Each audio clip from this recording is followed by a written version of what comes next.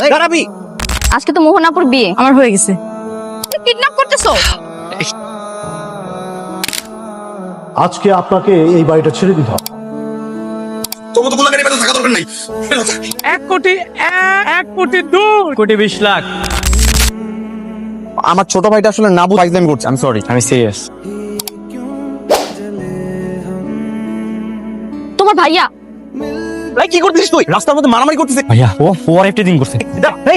চলে যাও। আর আপনারা দাঁড়া কি দেখতেছেন? জানেন এখান থেকে এই মেয়েকে? ভাইয়া আমি ওর ফ্রেন্ড। ভাই আমার গার্লফ্রেন্ড। গার্লফ্রেন্ড? হ্যাঁ ভাই, তোমার সত্যিটাই বললাম, কারণ 2 একদিন পরে তো তুমি এমনিতেই জানো, আজকে জানি না।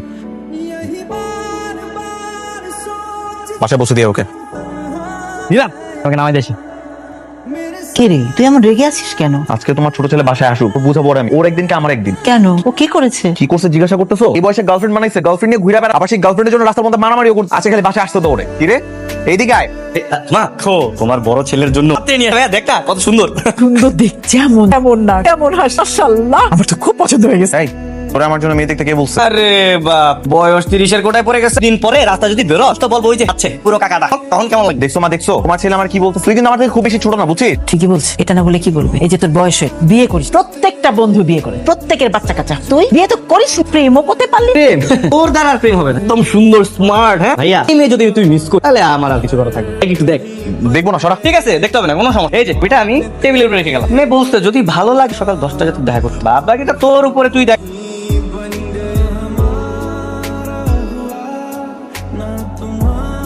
তুই কি বলছিস এগুলা? কি লোক?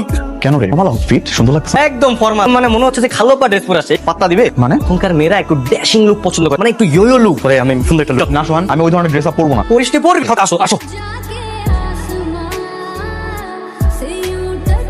ওই যে সেটাই মোহন আপু আর আমার গার্লফ্রেন্ডের চাচাতো বোন। আসসালামু আলাইকুম ভাইয়া। ওয়ালাইকুম আসসালাম, ভালো আছো? হ্যাঁ ভালো আছি। এই যে আমার ভাই মোহন আপু, পরিচয় হতো। হ্যালো।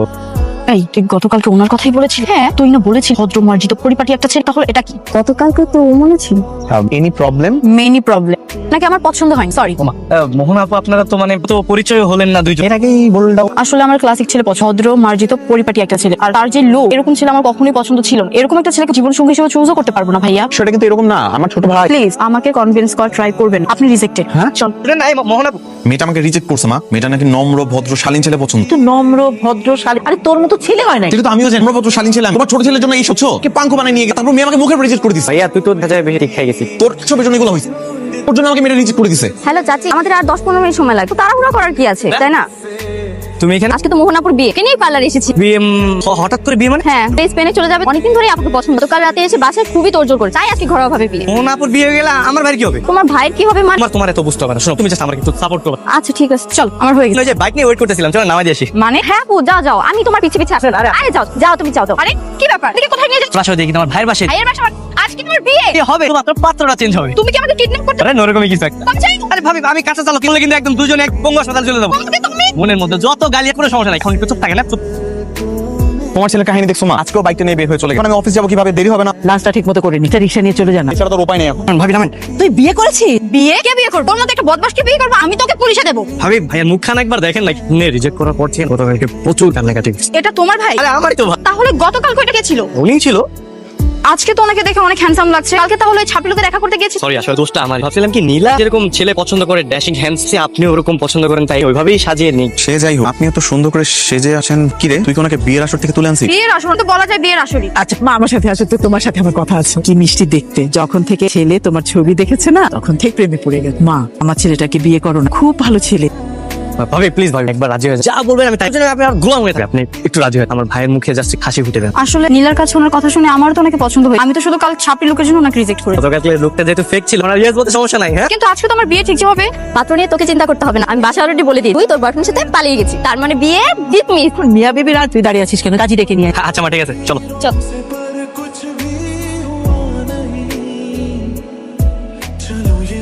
লুকিয়ে আছে কেন? ভাইয়া কি বলে সেটা শোনার জন্য ছোট ভাই হয়ে বড় ভাই বাসা করে এইসব শুনবো? কি এখানে থাকবো? কোটিকে পালাই কি? তুমি কিন্তু এখন থেকে এবারের বড় বউ, তোমার কিন্তু অনেক দায়িত্ব। আমার মাকে নিজের মায়ের মতো দেখবা, আমার ভাইকে আপন ভাইয়ের মতো ভাববা, এমন ভাবে চলাফেরা করবা আমার আচরণে তারা কখনো কষ্ট না পায়। জি অবশ্যই। শুরু হয়েছে বাংলা ট্রিপিক্যাল ডায়লগ। আমি না একটা মোটর ইঞ্জিনিয়ারিং কোম্পানিতে চাকরি করি। বেশি যে স্যালারি পাই তাও না, কিন্তু যত টাকা স্যালারি পাই তার একটা বেশিরভাগ অংশ লোন পরিশোধ করার জন্য, তারপর আবার সোহানের পড়াশোনার খরচ, সব মিলিয়ে আমার খুব বেশি একটা টাকা থাকে না। কিন্তু আমার কাছে খুব বেশি এক্সপেকটেশন রেখো না। আচ্ছা ঠিক আছে। বেরো।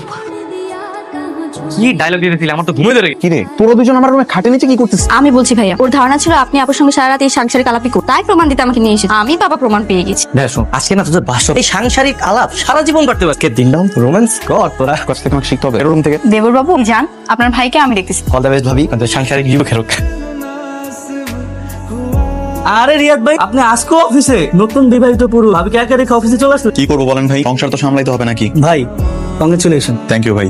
আমি যতটুকু জানি আপনার তো লোনের প্রেশারটা এখনো চলতেছে, এর মধ্যে নতুন বিবাহ করলেন আর আপনি ছোট ভাই পড়াশোনাটাও চলতেছে, একটা সংসারটা চালাতে পারবেন? সোহানের তো গ্রাজুয়েশন শেষ হতে আমার তো 1 বছর, আর তো স্টুডেন্ট ভালো, ওর গ্রাজুয়েশনটা শেষ হয়ে গেলে 2 ভাই সামলাই নিব, সব ঠিক হয়ে যাবে। রিয়াদ ভাই, আপনি কি নিজের জন্য কিছু ভাববেন না? নতুন বিয়ে করলেন, ভাবিকে নিয়ে ঘুরতেও গেলেন না, কিছু কেনাকাটাও করেন নাই, আপনার কি শখ বলতে কিছু নাই? মাথার উপর তো বাবা নামক ছায়াটা নাই, আর আমি তো পরিবারের বড় ছেলে। পরিবারের বড় ছেলেদের তো সকাল রাত থাকতে হয়, সবটাই বিলাসিতা। ভাই এই যুগে আপনার মতন মানুষ হয় না। মন থেকে আমি দোয়া করি আপনার ঋণটা তাড়াতাড়ি পরিশোধ হয়ে যায়। আসলে একটু নিজের জন্য বাঁচেন। ইনশাআল্লাহ।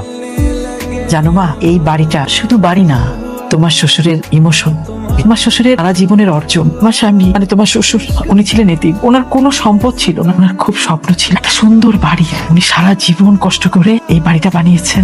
এই বাড়ি আমাদের স্মৃতি, এই বাড়ির প্রত্যেকটা ইটে তোমার শ্বশুরের স্মৃতি। এক্সকিউজ মি, জি বলে। রিয়াদ সাহেব নেই? না, রিয়াদ ভাই তো বাড়িতে নেই। আপনি বলেন আমাকে, সমস্যা নেই। না, শুনলাম বাড়িটা বিক্রি করবেন। কে বলেছে বাড়ি বিক্রি? আপনার তো অনেক টাকা লোন নেওয়া, সুদের পরিমাণও এত বাড়ছে এটা আপনারা দিতে পারছেন না, সুতরাং ব্যাংক তো নিলামে উঠাবে আপনাদের বাড়ি, তার চেয়ে ভালো বিক্রি করে দিন। আমাদের সমস্যা আমরা মেটাবো, আমরা বাড়ি বিক্রি করব না। আপনি এখন আসতে পারেন। আপনারা যা ভালো মনে করেন। মা, কত টাকা লোন? 20 লক্ষ টাকা। এত টাকা লোন নিয়েছিলেন কেন? মাগো, তোমার শ্বশুর যখন মারা যান ওরা খুব ছোট ছোট ছিল, আর এই বাড়িটা ছাড়া টাকা পয়সা ছিল না। ওদের বড় করা, পড়া, সংসার চালানো, আমার চিকিৎসা, আমি খুব হিমশিম খাচ্ছিলাম। তারপর উপায় না পেয়ে ব্যাংকের কাছে বন্ধক রাখি। মা একটা কথা বলি, তুমি বাড়িটা বিক্রি করে দাও। তুমি কি বলছো এসব? দেখো ভাবি, দুনিয়াটা না ইমোশনে চলে, তাছাড়া লোনের অনেক টাকা বাকি, আমার পড়াশোনার খরচ, বাড়ির খরচ, ভাইয়া তো একা পারছে না, হিমশিম খাচ্ছে। সবচেয়ে ভালো হয় আমরা বাড়িটা বিক্রি করে কম দামি বাসা থাকি। তুমি যাও এখান থেকে। ভাবি যাও তো। মা, আপনি ওর কথা কষ্ট পেন না, ছোট মানুষ, কি বলতে কি বলে ফেলছে। কি করে পারলো বাড়ির কথা বলতে? ও জানে না এই বাড়ির জন্য ওর বাবা জীবন দিয়েছে। বাবা জীবন দিয়েছে? হ্যাঁ মা, তোমার শ্বশুর যখন অনেক কষ্ট করে কমপ্লিট করলো, তখন এলাকার প্রভাবশালী আবেদ খান চোখে পড়ে গেল, বাড়িটা কিনতে চেয়েছিল। তারপর কি ব্যাপার, আপনারা এত রাত আমার বাড়িতে? নিজেই চলে আসলাম, টেলিফোনে রিকোয়েস্ট করেছে, রিকোয়েস্ট রাখেন, তাই ভাবলাম সামনাসামনি আলাপ। দেখুন জাভেদ সাহেব, আমি আগেও বলেছি এখন বলছি, এই বাড়ি আমি বিক্রি করবো। আমার জীবনের সমস্ত উপার্জন দিয়ে আমি এই বাড়ি তৈরি, এটা আমার শখের বাড়ি। শখের বাড়ি বলে কিছু নাই, বাড়ির বাড়ি। এই বাড়ি আমার পছন্দ হয়েছে, 20 লাখ টাকা দাম দিচ্ছি, সাইন করে দেন। 20 কোটি টাকা দিলেও আমি এই বাড়ি বিক্রি করবো না।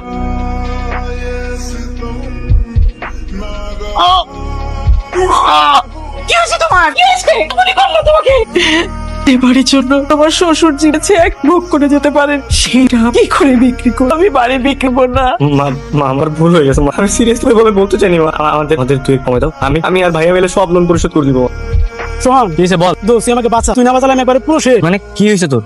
তুই হলি এই পুরো ভার্সিটির সব থেকে ভালো ছাত্র, আর সফটওয়্যারে অনেক এক্সপার্ট। আমি জানি চাইলে সবকিছু করতে পারবি। বলতে চাচ্ছিস একটু বুঝাই বলবে? হ্যাকিং, আমাদের এই ভার্সিটির যে সার্ভারটা হ্যাক করে দোস্ত, মানে যে পরীক্ষা ওটার প্রশ্নটা ডাউনলোড করে দে না। মাথা সমস্যা, পাগল হয়ে গেছিস কি? দোস্ত প্লিজ, আমার বাবা আমাকে এটাই থেকে বের করে দিন। আর তোরা তো ভালো ছাত্র, এমনিতে পাস কর, কিন্তু আমার কি হবে? আমি তো একবারে ফেল করবো। প্লিজ দোস্ত ডাউনলোড করে দে। সেটা কত বড় অন্যায়। আরে বন্ধুর জন্য তো বন্ধু কত কিছুই করে, আর তুই আমার জন্য এটা করতে পারবি না? দিতেছি শুধুমাত্র তোর জন্য, ঠিক আছে? আরে প্রশ্ন আমরা শুরু দেখব। ঠিক আছে, আর কতক্ষণ লাগবে? আর থাম না, শেষ করতে দে। এই নে। ইয়েস, এটা কিভাবে করলি? তুই তো দোস্ত একদম সেরা, তোর মতো ট্যালেন্ট থাকলে আমি পৃথিবী কিনে ফেলতাম। Thank you so much. এটা আমাকে এখনই হোয়াটসঅ্যাপে দে। আর হয়েছে কেদার বাচ্চা, থাম। খবরদার, এই কথা যেন আমরা ছাড়া কেউ না জানে।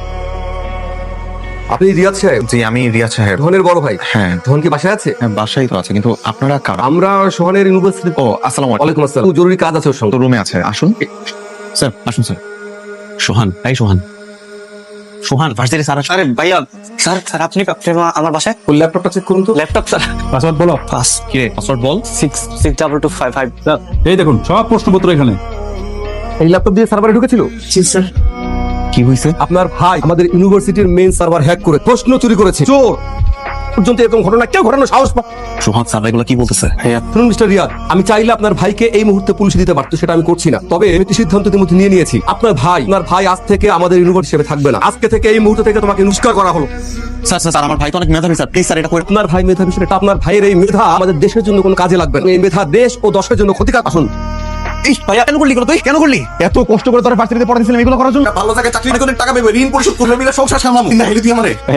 ভাই আমি আমার নাই ভাই, আমি আমার বন্ধু জন্য করছি। তোর বিজয় কি করলি এটা? ভাই বিশ্বাস করো, আমি সত্যি আমি ভুল করছি, কিন্তু আমি খারাপ মানুষ না। মতো কুলাঙ্গারের নাম বাইবার তোমার লজ্জা লাগতেছে। শুধু শুধু তোর জন্য এত কষ্ট করছিস, এত কষ্ট করছিস এই দিন দেখার জন্য না? তোর মতো কুলাঙ্গারি বেতন থাকা দরকার নাই। বের হ, বের হয়ে বাসা থেকে তুই এই মুহূর্তে বের হয়ে যা। এক্সকিউজ মি, তুমি এখানে কেন? আর তোমার ফোন বন্ধ ছিল কেন এতদিন? যেই কাজ করেছি ফোন খোলা রেখে আর কি হবে? কি হবে মানে? তুমি জানো আমি তোমার জন্য কত চিন্তা করি।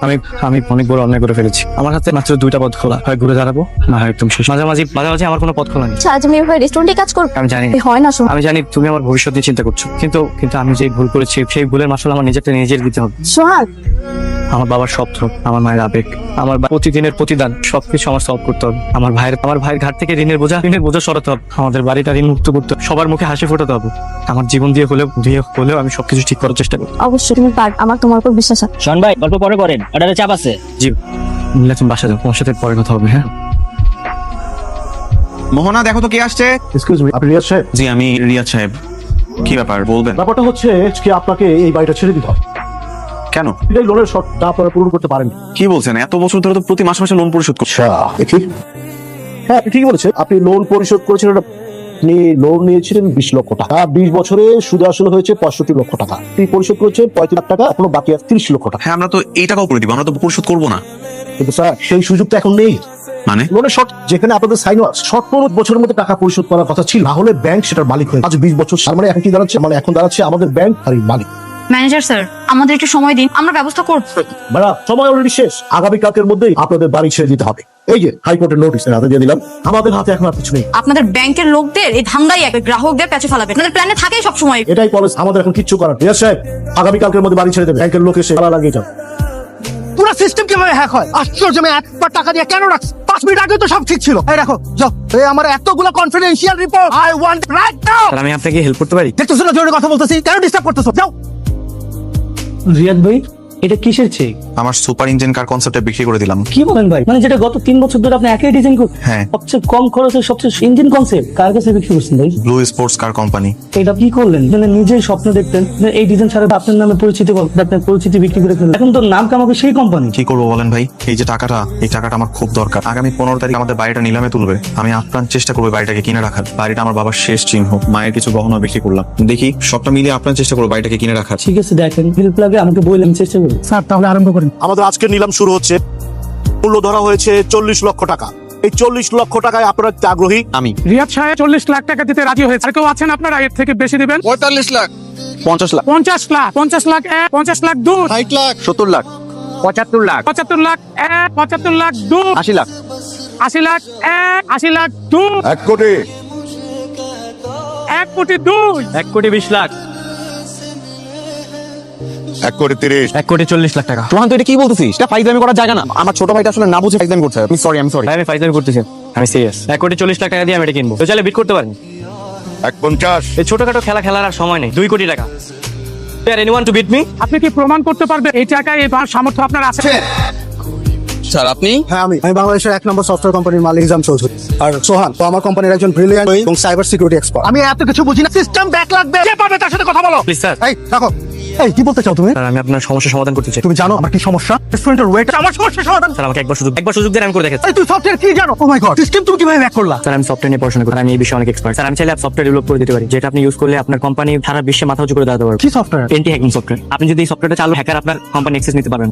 তাছাড়া কেউ যদি ট্রাই হোক, তাহলে ও লাইভ লোকেশন এবং সব ডাটা আপনার কাছে চলে। কি বলো? তুমি এটা ডেভেলপ করতে পারবা? তুমি যদি ডেভেলপ করতে পারো, আমি নিজাম চৌধুরীর কথা দিই, যা চাইবা তাই দিব। আমার কিচ্ছু চাই না স্যার। সফটওয়্যার বিনিময়ে আমার বাবার বাড়িটা আমাকে ফেরত দিন। বাবার বাড়ি? আর সোহান আমার কোম্পানির গর্ব, এই দেশের গর্ব। আর সোহানের সামর্থ্য নিয়ে কথা বলছিলেন। সোহানের একটাই শর্ত ছিল, নিলামে এই বাড়ির যে দাম উঠবে তা হবে সফটওয়্যারের। সুতরাং বুঝতেই পারছেন এই বাড়ি কেনার সামর্থ্য নিয়ে তাদের কোনো ডাউট থাকা উচিত না। নিলামে বিজয়ী হচ্ছে আমাদের সকলের পক্ষ থেকে তাকে অভিনন্দন। আজকের মতো নিলাম কার্যক্রম শেষ। আপনারা এবার আসতে পারেন। প্লিজ আপনারা একটু এদিকে আসুন। এখানে একটা সাইন। ভাইয়া, সারা জীবন আমাদের জন্য অনেক কষ্ট করি, কখনো নিজের কথা ভাবিস না।